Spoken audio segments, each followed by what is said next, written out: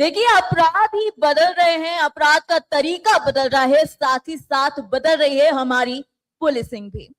इस वक्त जो मंच पर आसीन है लोग, वो कोई ऐसे ही लोग नहीं है जो आपको नहीं पहचानते, आपकी रूह तक को पहचानते हैं उन अपराधियों को भी जो आज अपना तरीका बदल चुके हैं, जो जानते हैं कि किस तरीके से आपको निशाना बनाना है। एक वक्त हुआ करता था जब जेब कतरे जो थे वो केवल आपकी जेब तक पहुंचते थे, लेकिन आज वो ना केवल जेब तक पहुंच रहे हैं बल्कि उसमें रखे हुए मोबाइल फोन तक भी पहुंच रहे हैं। आपका एक गलत क्लिक आपकी पूरी जिंदगी को खत्म कर सकता है, आपके पूरे बैंक अकाउंट को खाली कर सकता है। मेरे साथ इस वक्त यूपी पुलिस की दो बेहद ही डायनामिक पर्सनालिटीज बैठी हुई हैं, साथ ही साथ मैक के डायरेक्टर भी हैं। बात करेंगे और जानेंगे कि एआई और साइबर फ्रॉड जैसे मुद्दों पर हमारी पुलिस किस तरीके से काम कर रही है। सबसे पहला सवाल मेरा होगा अखिलेश निगम जी आपसे, पुलिस किस तरीके से काम कर रही है? जिस तरीके से अपराधी जो है वो हाईटेक होते जा रहे हैं, तो हमारी पुलिस उसके लिए कितना तैयार है? बिल्कुल। सबसे पहले मैं सी न्यूज भारत कॉन्क्लेव 2026 के सभी दर्शकों का मैं हार्दिक स्वागत करता हूं। और यह एक समय भी है कि ये साइबर अवेयरनेस का, पब्लिक अवेयरनेस का प्रोग्राम है। तो नो डाउट अपने आप में जिस तरह आज तकनीक का जमाना है, चाहे एआई हो या साइबर क्राइम मोबाइल है, तो उसी तरह अपराध को रोकने के लिए भी पुलिस में काफी कुछ परिवर्तन हुआ है। साइबर सेल यहाँ पर गठित हुआ है, जिसके अंतर्गत उत्तर प्रदेश के सभी जिलों में साइबर थाने खुले हैं। सभी थानों में साइबर डेस्क की स्थापना हुई है और हम लोग पब्लिक अवेयरनेस के लिए काफी कुछ काम कर भी रहे हैं। जी, राजेश जी आपसे भी मैं पूछना चाहूंगी सवाल। देखिए, साइबर फ्रॉड जो है आज से कुछ सालों पहले तक लोग इससे बहुत ज्यादा अवेयर नहीं थे, लेकिन अब ये साइबर फ्रॉड देखा जाए तो अलर्ट आता रहता है हम सभी के फोन में कि आपको इस तरीके की एप्स पर नहीं जो है क्लिक करना है, इस लिंक्स पर क्लिक नहीं करना है। तो जो साइबर फ्रॉड है वो कितना ज्यादा अब आम बन चुका है और पुलिस के लिए कैसी चुनौती है ये? बिल्कुल, आपने बड़ा प्रासंगिक और समसामयिक प्रश्न पूछा है और ये it is subject of today and subject of tomorrow. Cyber के युग में हम जाने अनजाने में, जब से हमारा कोविड के बाद से डिजिटल फुटप्रिंट बना, जब से हमने ऑनलाइन चीजें खरीदनी शुरू की या ट्रांजैक्शन करना शुरू किया, डिजिटल एक्टिविटीज हमारी बढ़ी है, उतने डिजिटल खतरे बने हैं। हर किसी के डाटा का कहीं ना कहीं कलेक्शन हो रहा है किसी न किसी सर्वर पे, और data is the main asset for committing a cyber fraud. तो data security has become very important. पहले लूट, फिजिकल क्राइम जो होते थे, क्राइम का पूरा पैटर्न बदल गया है और धीरे धीरे अगले 1-2 साल में सारी चीजें बदल जाएंगी। There will be no physical crime. Physical crime में खतरे बहुत हैं, साइबर फ्रॉड में कोई खतरा नहीं है। आदमी जो बिहाइंड द सीन है उसका हम पता ही नहीं लगा पाते, कहीं आउट ऑफ कंट्री बैठा हुआ है, कहीं ऐसी जगह बैठा है, वो आइडेंटिटी दूसरे के लिए हुए है, डाटा दूसरे का लिया है, मोबाइल दूसरे के नाम पे लिए है, खाता दूसरे के नाम पे लिया है, and he is committing the fraud. तो now it is a very big challenge to fight with the cyber crime. तो साइबर क्राइम के साथ सर ने जो बातें बताई उसको हम आगे बढ़ाते हुए ये एड ऑन करेंगे इसमें कि हमें पूरा कम्प्रिहेंसिव तैयारी करनी पड़ेगी और किसी भी चीज से बचने का सबसे अच्छा तरीका होता है prevention is better than cure. तो साइबर फ्रॉड के मामले में जितना क्रिमिनल अपडेट हो रहा है, हमारी लॉ इन्फोर्समेंट एजेंसी भी उसी हिसाब से अपनी तैयारी कर रही है। साइबर क्रिमिनल जो नई रोज मोडस, जब एक मोडस ऑपरेंडी से पुलिस अवेयर हो जाती है तो क्राइम का पैटर्न चेंज हो जाता है। पहले आपने देखा OLX फ्रॉड हो रहा है, ट्रेडिशनल टाइप के फ्रॉड हो रहे हैं, कोई अब लेटेस्ट जो साइबर क्राइम के तरीके आ गए हैं फ्रॉड के, पढ़े लिखे लोग विक्टिमाइज हो रहे हैं। पहले होता था जिसको जानकारी नहीं OTP दे दिया, अब तो जानबूझ के दे रहे हैं। इन्वेस्टमेंट फ्रॉड में करोड़ रुपए दिए हुए बैठे हुए हैं लोग। वीडियो कॉल आती है, वीडियो कॉल पे बड़े अच्छे हम लोगों से तो सभी लोग मिलते रहते हैं, हर फील्ड के लोग। वो वीडियो कॉल अटेंड कर लिया आपने, उधर से लड़की ने आपको ब्लैकमेल किया, सेक्सटॉर्शन के शिकार हो गए, लड़की ने अपनी न्यूड फोटो दिखाई, आपकी बनाई, आप भी इमोशंस में बह गए इसके बाद आपसे वसूली शुरू हो गई। आप शर्म के मारे किसी को बताते नहीं हैं। पहले वो धमकाते हैं कि मैं ये वीडियो आपकी हर जगह वायरल कर लेंगे, वो डर के मारे आदमी घूमता रहता है। पहले 1000, 10,000, लाख, 20 लाख, करोड़ों करोड़ रुपए दे के बैठे हुए हैं लोग। तो दीज आर द चैलेंजेस। तो इन चीजों से बाहर निकलना पड़ेगा, आपको सावधान होना पड़ेगा। इन्वेस्टमेंट फ्रॉड है दूसरा। इन्वेस्टमेंट फ्रॉड में तो इन्वेस्टमेंट वही करोड़ों रुपए कर रहा है जिसके पास पैसे है, जिसको जल्दी पैसे कमाने की लालच है, तो लालच में आदमी फंसता है। साइबर क्राइम का विक्टिम होने के दो ही रीजन है, either you are in the greed, either are you in your fear. तो या तो लालच में आप कर रहे हैं या भयवश कर रहे हैं, तो इन दोनों से निकलना है। दोनों से निकलने के लिए, इसके प्रिवेंशन के लिए इट इज बेटर, मतलब हम अवेयरनेस फैलाएं, अवेयरनेस एट एवरी लेवल।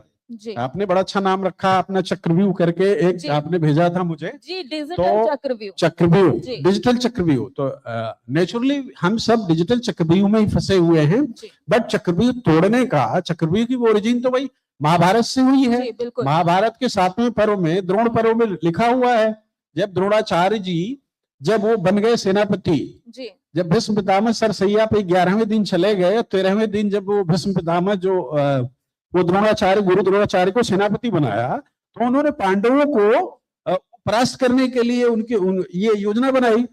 तो उसको तोड़ने की जानकारी जिसको होगी वही तो तोड़ेगा। अभिमन्यु घुसना जानते थे, तोड़ना नहीं जानते थे, फंस के बेचारे मारे गए। तो हमें इस जो साइबर का चक्रव्यूह है, हम सबको जानना पड़ेगा इसका मंत्र, कि इसको तोड़ना कैसे है। इसको तोड़ने के लिए बस यही अवेयरनेस है कि जैसे आपने, मैम ने शुरू में ही बताया कि अगर लिंक आ रहा है तो मत क्लिक करो। कोई भी चीज जिससे आपका कोई वास्ता नहीं, उसमें पढ़ते क्यों हो आप? आपको बिल्कुल नहीं पढ़ना चाहिए इसमें। आप जिस चीज को जानते नहीं, जिस आदमी को जानते नहीं, उसकी वीडियो कॉल क्यों अटेंड कर रहे हैं आप? मत अटेंड करिए। तकलीफबाजी ही क्यों कर रहे हैं आप? फंस जाएंगे आप। इन्वेस्टमेंट ऐसी जगह पे क्यों कर रहे हैं जिसका सेबी में रजिस्ट्रेशन नहीं है? तो ये सब चैलेंजेस हैं। जो नया परिदृश्य है ये है। अभी आपने जो अनाउंसर हैं, संचालक महोदय ने बड़ा अच्छा कहा, एआई का नाम लिया आपने। तो AI is the biggest challenge. 3 second अगर एआई आपकी आवाज सुन लेगा तो आपकी आवाज में वो बोल देगा। आप हमारे जैसा आदमी नहीं पहचान पाएगा कि आपकी ओरिजिनल आवाज है, किसी और की आवाज है। आप सफाई देते रहिए। लैब टेस्टिंग की भी 100% गारंटी नहीं है, वो भी आधा इधर आधा उधर देता है। वो ये कहता है कि हो भी सकता है, नहीं भी हो सकता है। तो आपको एक बार अगर डिफेम कर दिया तो आप तो हो गए। आप सफाई देते रहिए।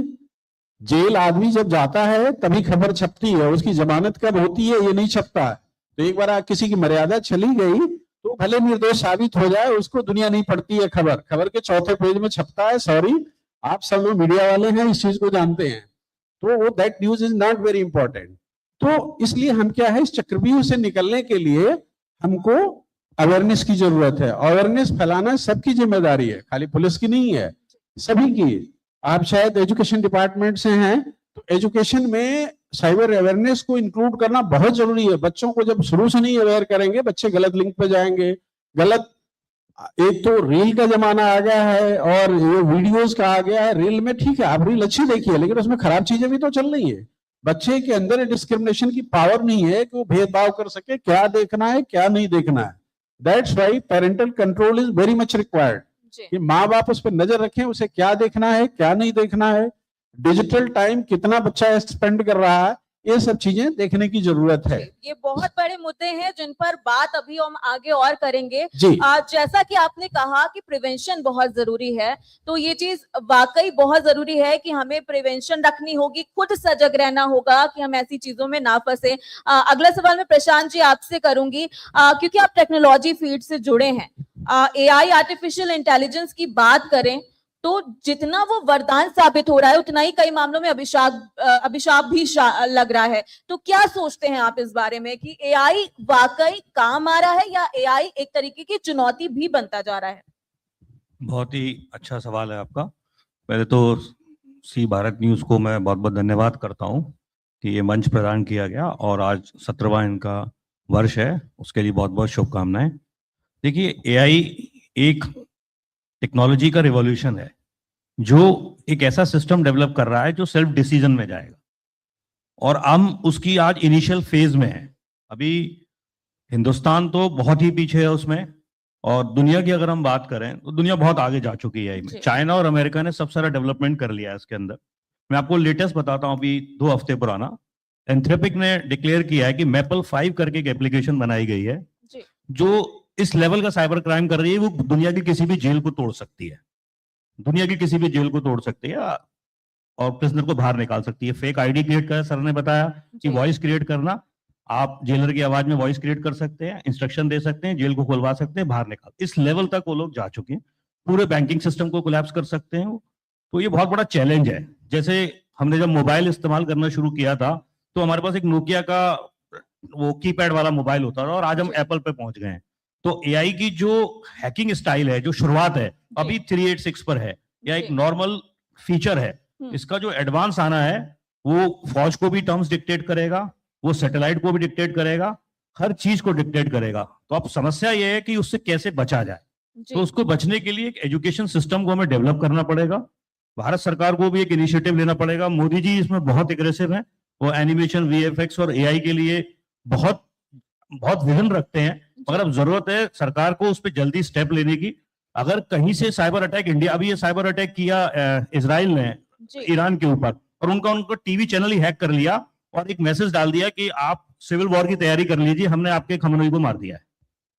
तो ये इस लेवल तक जा चुका है, लड़ाइयों में यूज हो रहा है, पूरी पूरी देश को कैप्चर किया जा सकता है।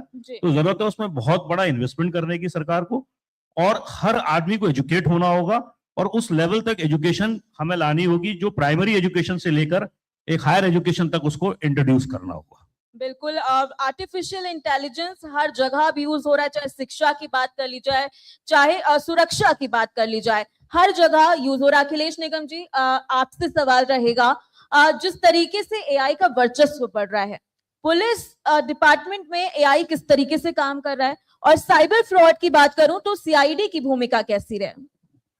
ये आपने बहुत ही सार्थक प्रश्न किया। देखिए, एक जो है, आप लोग देखा होगा डिजिटल अरेस्ट। जी।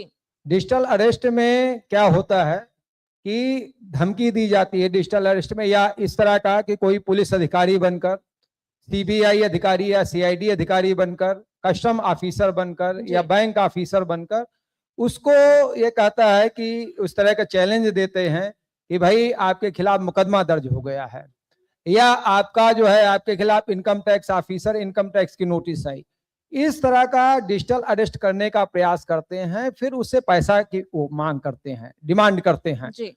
या कभी कभी जैसे एआई की बात हुई, आपके रिलेटिव्स की, आपके मित्र की हुबहू जो है आवाज निकाल कर वैसे एआई से जनरेट कर कर बता दिया जाता है कि वो बिल्कुल इमरजेंसी में है, और पैसे की डिमांड की जाती है।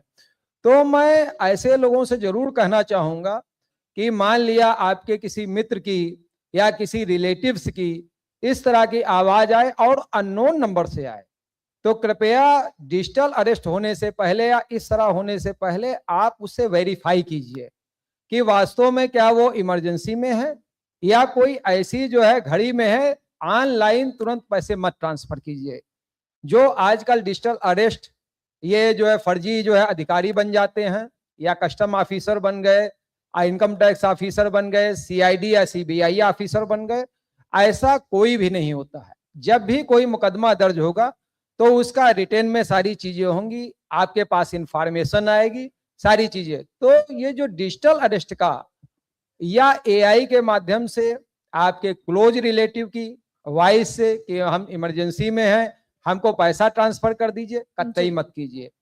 आपके पास कोई यदि किसी तरह का, जो मैं अवेयरनेस के उसमें कह रहा हूं, अच्छा इसमें जो लोग भी आपके कोई भी क्लोज ऑनलाइन पैसे की डिमांड करे जी, तो पहले आप वेरीफाई कीजिए कि वास्तव में क्या वैसी स्थिति में है कि वो इमरजेंसी में भर्ती है या इस तरह से। विदाउट वेरिफिकेशन आप लोग कभी भी पैसे मत ट्रांसफर कीजिए। हम लोग उसकी आवाज सुनते हैं, आवाज सुनने के बाद समझते कि नहीं हमारा एक क्लोज रिलेटिव है, भतीजा है, भांजा है या कोई हमारा दोस्त है, वो वास्तव में ऐसा है। तो ये एआई के माध्यम से जो ये सारी चीजें, आपकी आवाज, आपका अंदाज, सब कुछ वो कर दिया जाता है। तो डिजिटल अरेस्ट या एआई के माध्यम से जो आपकी हुबहू आवाज निकाल ली जाती है, तो ये इससे हम लोगों को बचना चाहिए। और मैं एक चीज और अवेयरनेस के माध्यम से कहना चाहूंगा, इसके लिए कहूंगा कि आपके पास हो सकता है कई बैंक अकाउंट हों, तो मैं आप लोगों को जरूर सजेस्ट करूंगा कि डिजिटल भुगतान के लिए, डिजिटल पेमेंट के लिए सिर्फ एक ही बैंक अकाउंट रखें। हम लोग जो है क्या करते हैं कि हमारे पास अगर 4 बैंक अकाउंट हैं तो 3 या 4 जो है तो सभी को डिजिटल पेमेंट के लिए यूज करते हैं। मैं सभी लोगों को ये सी न्यूज भारत के माध्यम से वो कहूंगा कि डिजिटल के लिए, पेमेंट के लिए सिर्फ आप एक अकाउंट का वो करें और उसमें उतना ही पैसा रखें जितना आपको डिजिटल पेमेंट के लिए आवश्यकता पड़ती है। आवश्यकता से अधिक पैसा न रखें। तो ये क्योंकि हमारी अवेयरनेस का पार्ट है। दूसरी चीज, जो एक्सटॉर्शन की समस्या होती है, जी हम लोग ऐसे तो दोस्ती करते हैं तो 10 बार सोचते हैं, क्योंकि दोस्त हमको हमारी लाइफ स्टाइल को, हमारी संगत, जैसे होता है ना कि जैसी हमारी संगत होगी वैसे ही हमारी उन्नति होगी। तो ऑनलाइन दोस्ती के करने से पहले हम 10 बार सोचें वास्तव में कि वह दोस्ती लायक है या दोस्ती लायक नहीं है। तो हम वीडियो कॉल उसी की रिसीव करें या उसी को करें जिसको हम अच्छी तरह से जानते हैं। अनजान नंबरों से वीडियो कॉल कतई न करें, या अनजान कोई वीडियो कॉल आती है तो कतई मत रिसीव करें, क्योंकि जी। यहाँ भी एआई का रिस्क है। वो आपने अनजान नंबर से कोई वीडियो कॉल रिसीव की, एआई के माध्यम से उसके आपके फोटो को, आपके वीडियो को उसने जो है चेंज कर दिया और आपको डिफेम करने की कोशिश की जाती है। तो मैं ये कुछ चीजें बता रहा हूं कि जो एआई के खतरे हैं। हमारी पुलिस सिस्टम अवेयरनेस के लिए काम कर रही है।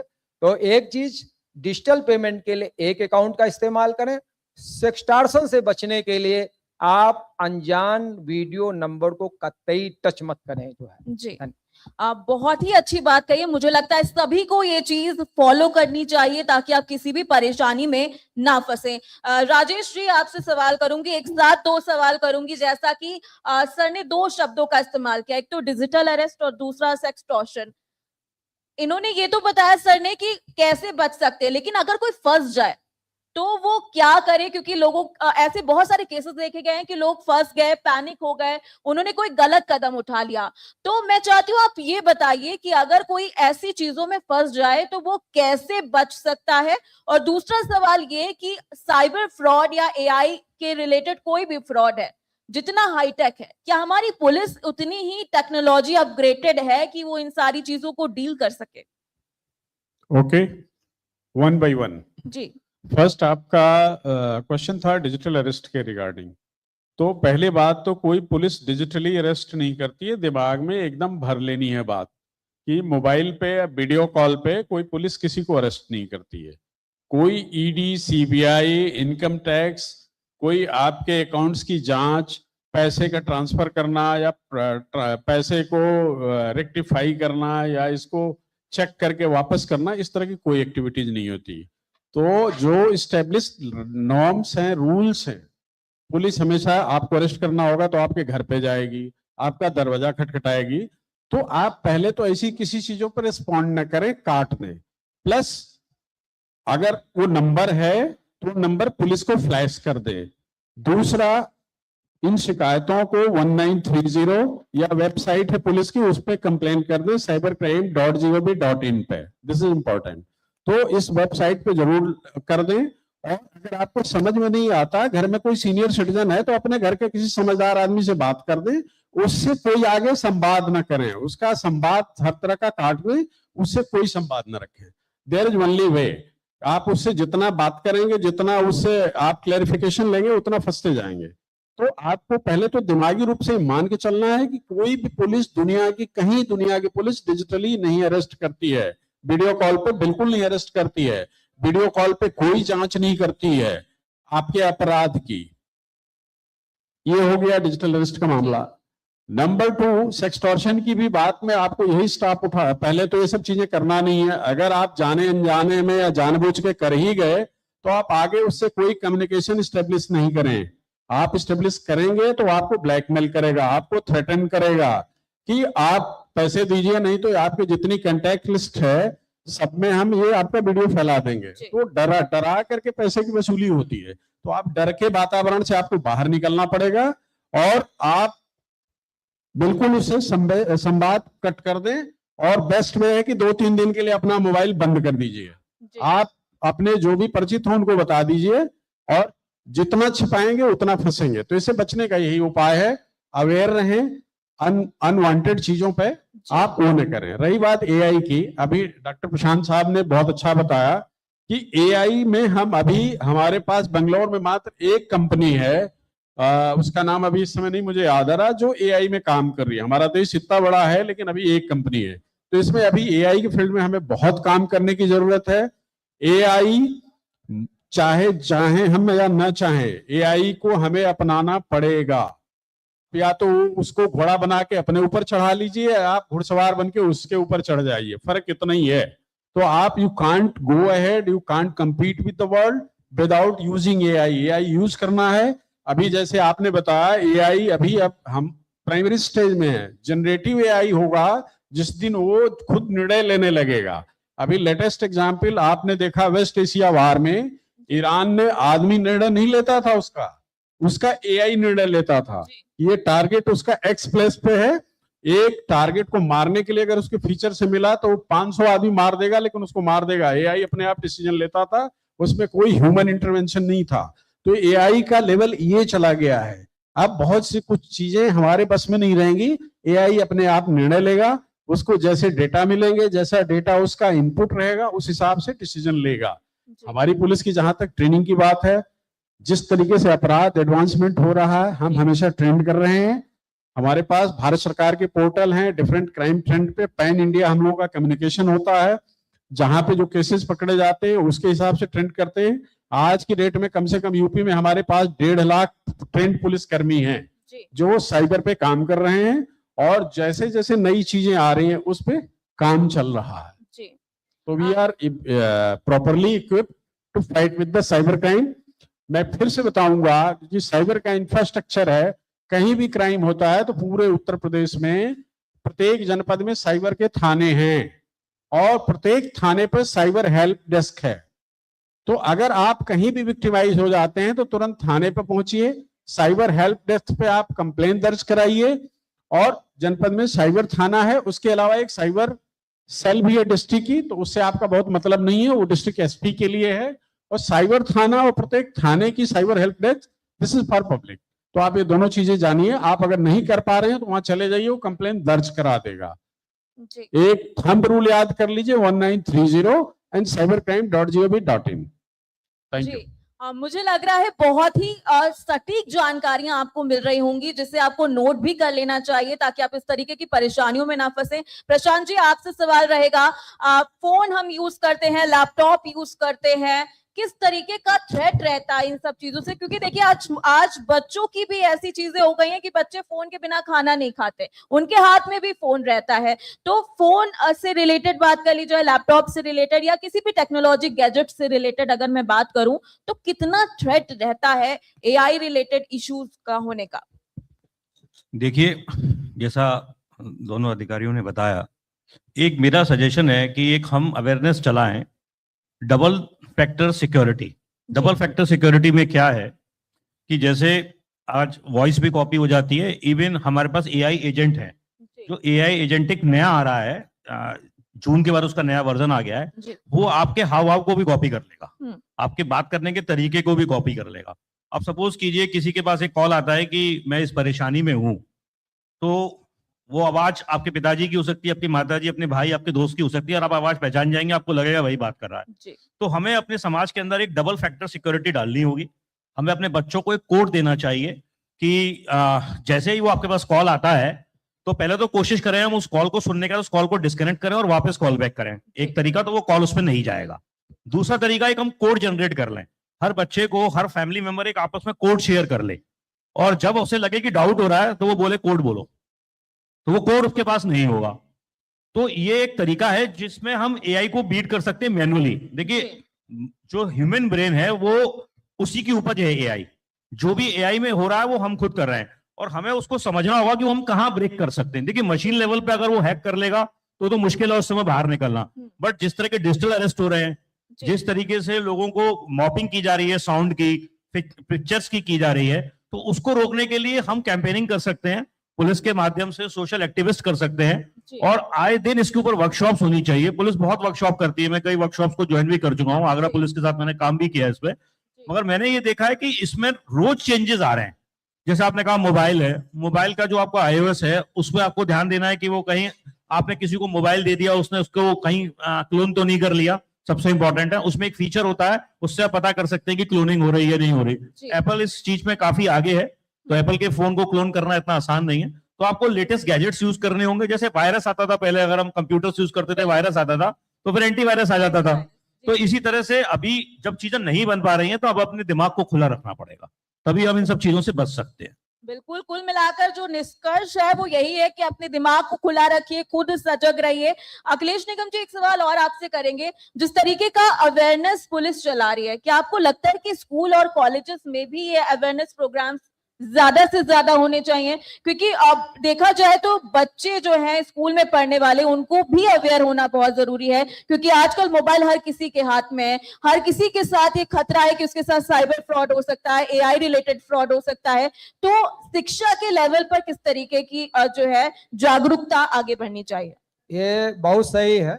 हमें सबसे पहले अपनी यंग जनरेशन को सेव करना है और इसके लिए जैसा कि हम अपने एजुकेशन सिस्टम को ऐसा वो करें जिस तरह अभी वो किया जा रहा है कि योग, प्राणायाम और भारतीय संस्कृत को भी शिक्षा का अंग बनाया जा रहा है। तो मुझे लगता है कि हमें साइबर क्राइम या आपका स्वास्थ्य, साइबर क्राइम, एआई, इसको भी जो है एजुकेशन का पार्ट बनाया जाए। जी। और हमें जैसे पहले था कि फिजिकल क्राइम ज्यादा होते थे, आज साइबर क्राइम सबसे बड़ा वो है। तो साइबर क्राइम कैसे होते हैं और कैसे इससे बचाव किया जाए, तो इसके बारे में प्रॉपर अवेयरनेस हो। इसके लिए एजुकेशन सिस्टम में, हमारे सिस्टम में बदलाव हो, उनके चैप्टर्स भी इंक्लूड किए जाएं। और एक जो सबसे बड़ी चीज होती है, जो किशोरावस्था होती है, जी। किशोरावस्था में बच्चों के थोड़ा सा स्लिप होने के ज्यादा चांस रहते हैं। वो कुछ अपने इंटरेस्ट की चीजें देखना पसंद करते हैं, वहीं पर समस्याएं हो जाती हैं। और उसमें खासकर सोशल चैट एप्स का यूज करना, फेसबुक का यूज करना, इंटरनेट और जो है आपके तमाम बहुत सारे जो है चैट एप्स। तो मैं देखता हूं कि यंग जनरेशन में देर रात तक सोशल चैटिंग करना या फेसबुक का यूज करना, रील बनाना और रील देखना, जी। ये बहुत सारी चीजें हैं। रील बनाने में भी आप देखिए बहुत सारे एक्सीडेंट्स हो जाते हैं, खतरे हो जाते हैं।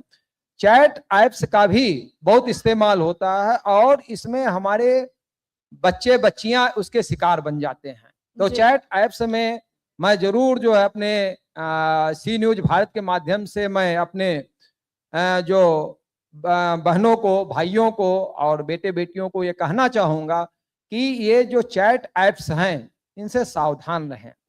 आप उन्हीं से चैट ऐप्स पर बात करें, सोशल चैटिंग करें जिनको आप पहले से जानते हैं। यदि आप नहीं जानते हैं तो आप पहले उसके बारे में जानकारी रखें। और दूसरी चीज, आप जो है इंटरनेट पर आप अपनी जो है हर चीज शेयर मत करिए। जी। अपनी प्राइवेट इंफॉर्मेशन कतई मत शेयर कीजिए। और फ्रेंड रिक्वेस्ट का आजकल जो कॉलम चल रहा है, मैं खुद बताऊं कि फेसबुक मैंने स्टार्ट किया तो पता चला जाने कितने फ्रेंड रिक्वेस्ट आने शुरू हो गए। उसके बाद मैंने जो है फेसबुक कुछ समय के लिए ऑफ कर दिया। हमने कहा अगर जो इतने फ्रेंड्स हो जाएंगे, पता चला पुलिस विभाग में भी इतने फ्रेंड नहीं, इतने हमारे फेसबुक पे फ्रेंड्स हो जाएंगे। तो मैंने अपने फेसबुक वो किया। फिर बाद को कुछ सालों बाद फेसबुक स्टार्ट किया, लेकिन फ्रेंड रिक्वेस्ट कृपया उसी की स्वीकार कीजिए जिसको आप वाकई जानते हैं। अनजान व्यक्ति से दोस्ती करने से पहले 100 बार सोचिए कि यह पात्र है या दोस्ती के पात्र नहीं है। हमको कुछ अपने प्रिकॉशंस लेने पड़ेंगे। जैसे घर में हम लोग सुरक्षा रखते हैं, दरवाजा रखते हैं, खिड़की रखते हैं, ताला रखते हैं, इसी तरह हमको डिजिटल प्लेटफॉर्म पर भी अपने को सिक्योर रखना पड़ेगा। और सिक्योरिटी कैसे की जाएगी कि अनजान आदमी, जो गैर परिचित आदमी, अपरिचित व्यक्ति आपसे ना दोस्ती कर पाए, ना आपसे चैटिंग कर पाए। हाँ, थोड़ा सा जो लोग लगते हैं कि हम जल्दी से हम नेम एंड फेम प्राप्त कर लें। कहीं ऐसा ना हो जाए, कभी कभी जो है गाड़ी की स्पीड जब ज्यादा हो जाती है तो दोस्तों एक्सीडेंट का खतरा ज्यादा रहता। तो स्पीड भी हमें कंट्रोल एंड कमांड अपने हाथ में होनी चाहिए। जिंदगी की गाड़ी स्टीयरिंग, ब्रेक एंड क्लच अपने हाथ में रहेंगे तो आपके साथ निश्चित मानिए किसी तरह का कोई साइबर क्राइम हो ही नहीं सकता। वाह, बहुत ही बेहतरीन बात कही है कि खुद को आपको इतना अलर्ट रखना पड़ेगा कि आपके साथ किस तरीके का कोई भी फ्रॉड ना हो पाए। आप सभी का बहुत बहुत स्वागत मैं करूंगी और साथ ही साथ अभिनंदन भी करूंगी, बहुत धन्यवाद भी करूंगी कि आप इस मंच पर आए और आपने इतनी अच्छी जानकारियां हमारे साथ शेयर की। हमको करोड़ों लोग देख रहे हैं, लाखों लोग देख रहे हैं, उनको भी बहुत जानकारियां इस विषय में मिली हैं। तो आप सभी का बहुत बहुत धन्यवाद। मैं लास्ट में जी बिल्कुल I have some awareness material with me. मेरा सी न्यूज प्लेटफॉर्म से रिक्वेस्ट होगा जी कि मैं आपको दे जाऊंगा। आप उसमें जितनी चीजें हैं जी। बीच बीच में उसको आप पब्लिक के बीच डिसेमिनेट करते जी, जी, रहिएगा। बिल्कुल। गौरव दे जाइए। मैं तब लेके तक ये वितरित हो रही। मैं चूंकि साहित्यकार भी हूँ, थैंक यू। मैं अपनी This is from एक my side. आशा की बात कहता हूँ जी कि एक गजल के माध्यम से कि तुम अगर आगे बढ़ो तो पास मंजिल आएगी। खुद की लिखी है गजल कि तुम अगर आगे बढ़ो तो पास मंजिल आएगी और मौत सम्मुख यदि खड़ी है हार वह भी जाएगी। राह में कांटे कभी तो फूल भी होंगे कभी, राह में कांटे कभी तो फूल भी होंगे कभी। आज पतझड़ है अगर तो रित सुहानी आएगी, आज पतझड़ है अगर तो रित सुहानी आएगी। तुम अगर आगे बढ़ो तो पास मंजिल आएगी, मौत सम्मुख यदि खड़ी है हार वह भी जाएगी। बहुत बहुत धन्यवाद आप सभी का।